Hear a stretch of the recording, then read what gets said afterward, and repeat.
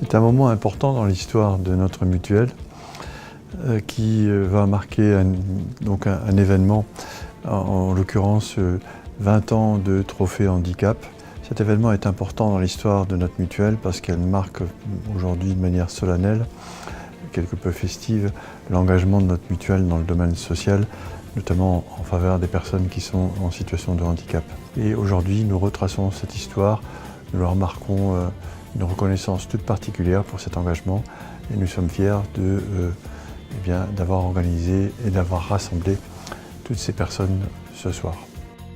Nous avons des représentants de différentes institutions, effectivement, d'associations aussi, qui nous accompagnent chaque année et qui constituent d'ailleurs, qui forment les jurys qui attribuent les trophées. Donc toutes ces personnes-là sont là ce soir pour marquer aussi leur engagement à nos côtés et la reconnaissance qu'ils accordent à tout ce que nous faisons dans notre mutuelle. J'ai un message tout d'abord de fierté et d'encouragement pour les futures équipes qui vont se mobiliser pour concourir au trophée que nous allons encore organiser pour de très longues années, je l'espère, je le souhaite. Mesdames et messieurs, bonsoir. Nous sommes très heureux de vous accueillir pour cette soirée qui célèbre les 20 ans du trophée handicap MNH. C'est un concours organisé chaque année sur une thématique différente qui contribue à la mise en lumière de la capacité des établissements à mettre en place des actions favorisant l'intégration des personnes en situation de handicap. Tous ces lauréats retracent un petit peu l'histoire, l'engagement de toutes ces personnes, l'engagement de la MNH à leur côté, pour faire reconnaître cette différence en quelque sorte. Je suis très honoré que Sophie Cluzel, secrétaire d'État auprès du Premier ministre, chargée des personnes handicapées, se soit associée à notre cérémonie. Je vous remercie tous pour votre présence. Tout d'abord, toutes celles et tous ceux qui ont été les acteurs de ces 20 premières éditions. Je remercie la MNH, sincèrement, du fond du cœur. Nous avons 580 personnes en situation de handicap mental qui ont pu, grâce à ce dispositif, s'inscrire dans une validation des acquis d'expérience. La MNH a fait quelque chose, non pas de superficiel, mais de pérenne. Les trophées, avec l'innovation qu'ils représentent, permettent de susciter la recherche, de susciter l'initiative et par contagion d'améliorer la santé des personnes handicapées à l'hôpital.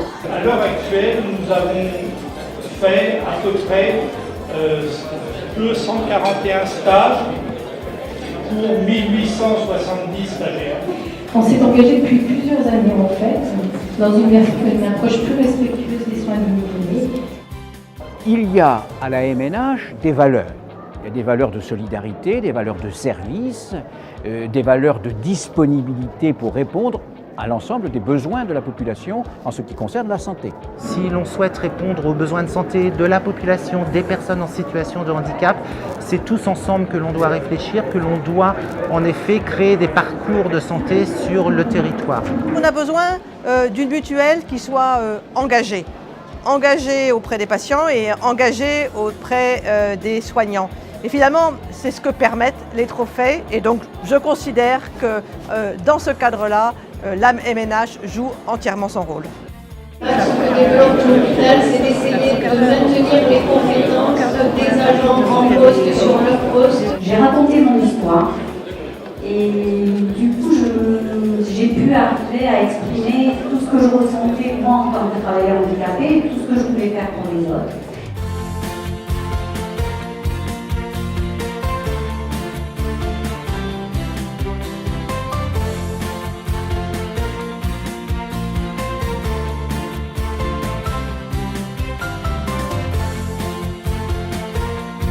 Nous avons traité plus de 1000 dossiers pour ces trophées du handicap. Nous avons décerné plus de 50 prix.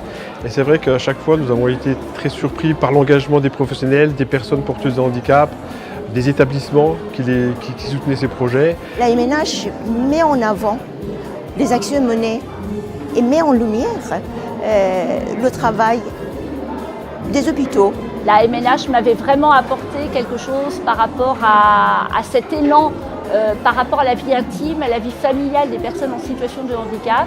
Et ça m'avait énormément plu, donc j'avais continué. J'ai fait partie du jury aussi pendant à peu près 2 ans. Aujourd'hui, le projet fonctionne depuis 7 ans. L'épicerie fonctionne toujours et elle est tenue intégralement par les personnes handicapées. On a été soutenu par la MNH, je remercie ici.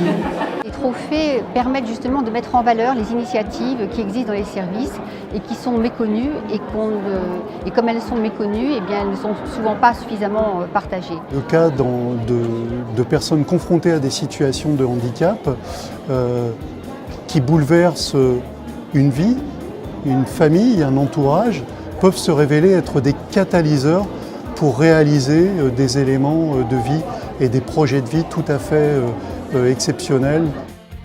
Nous avons intégré totalement 11 travailleurs handicapés qui venaient d'Amérique.